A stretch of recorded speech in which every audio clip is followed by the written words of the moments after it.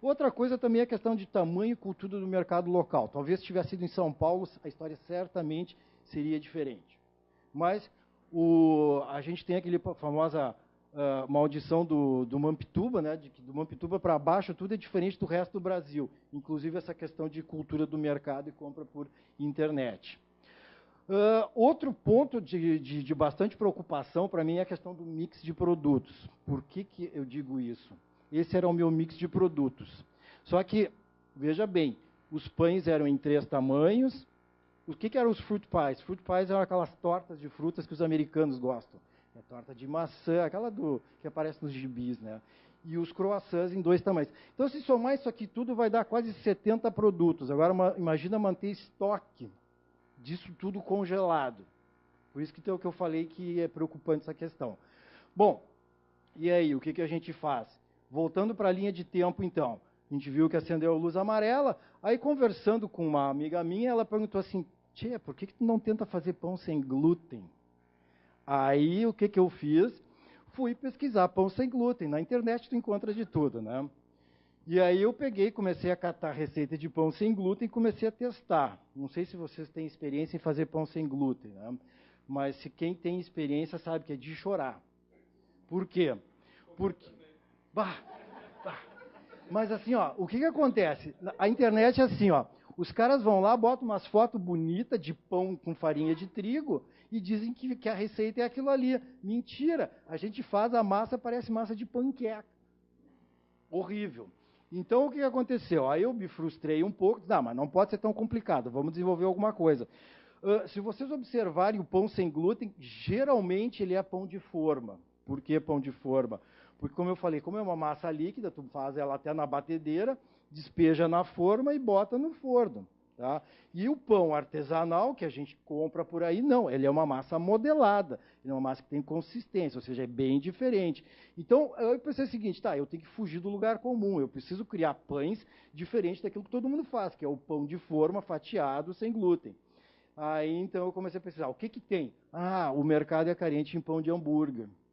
Então, aí eu comecei a desenvolver pão de hambúrguer sem glúten. Muito legal. Depois eu fiz o pão francês, fiz o Aussie Bread, aquele australiano, e mais uma penca de outras coisas. Vamos adiante. Bom, aí o que acontece? Em agosto, eu tive que elaborar um POP. O que é o POP? É um procedimento operacional padronizado. Tá? O que é? O POP de pré-produção sem glúten. Qual é o estresse aqui? O estresse é o seguinte, tá? Eu estava fazendo pão artesanal com farinha de trigo e aí eu passei a fazer pão sem glúten. O que é contaminação cruzada? Contaminação cruzada é o seguinte, o cara que é celíaco, se ele, dependendo do grau da doença da pessoa, se entrar numa padaria e sentir o cheiro da farinha de trigo, passa mal. Então agora imagina eu produzir o mesmo pão, os 2 pães no mesmo ambiente, complicado. Então tinha todo um procedimento que era assim, ó, segunda e terça eu fazia sem glúten, por quê? Porque no fim de semana baixava a poeira, fazia toda uma limpeza e tinha todos os equipamentos e utensílios separados. E aí depois, quarta, quinta e sexta, fazia o pão com glúten. Imagina a loucura, né? Eu assim, ó, várias vezes eu sonhei que tinha morrido celíaco e estava me processando. Sério, sério, sério. Bem assim, bem assim. Bom, aí o que aconteceu? Essa paranoia foi até janeiro de 2014. Aí eu disse, tá, chega, aí tá, passamos a fazer a produção 100% gluten free. Esquece pão artesanal, agora vamos para o gluten free. Aí que tá, ou não me contaram, mas ninguém me procurou, né? Então eu acho que deu tudo certo. Bom, aí depois o que aconteceu?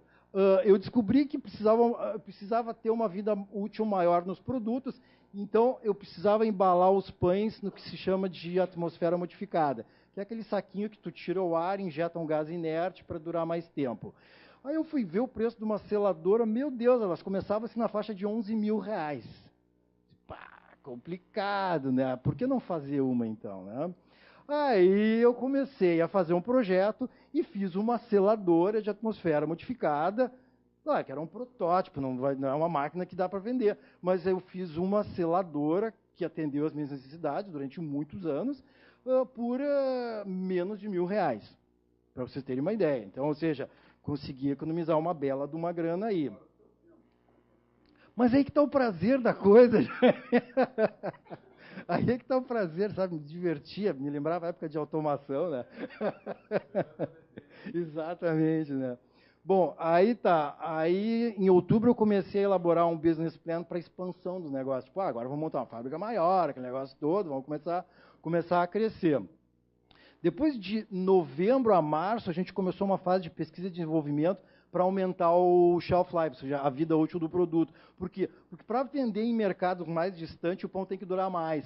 Então, eu fiz um trabalho muito legal com uma professora, uma amiga minha, ela é professora na URGS, lá no Instituto dos Alimentos, a Roberta, que a gente conseguiu subir o prazo de validade de uma semana para 20 dias. E isso assim, ó, mantendo a qualidade do produto. Porque o problema não é não pegar mofo, o problema é ele continuar com a mesma textura, porque a massa ela fica quebradiça com o passar do tempo. Então tá, conseguimos aumentar isso aí. E aí depois, em março, eu tive que montar um outro projetinho que era o quê? Era uma câmera de controle de temperatura e umidade para poder manter a qualidade dos pães. E assim foi indo. Bom, depois tive que desenvolver um outro equipamento para misturar os pós que a gente usa para fazer ali. Esse aqui era a nossa linha de produtos. Ó. Hambúrguer branco, linhaça, pão francês, o branco integral, Ossi, ginger. E aqueles outros dois produtos no final, que estão em vermelho, ali, eles não chegaram a ser lançados. Ou seja, eles foram desenvolvidos, estavam prontos para lançar, e aí eu disse que não, agora chega, eu vou fechar. Então, assim, ó, até parece pão de verdade, né? E vou dizer assim, ó, tinha uma procura muito legal.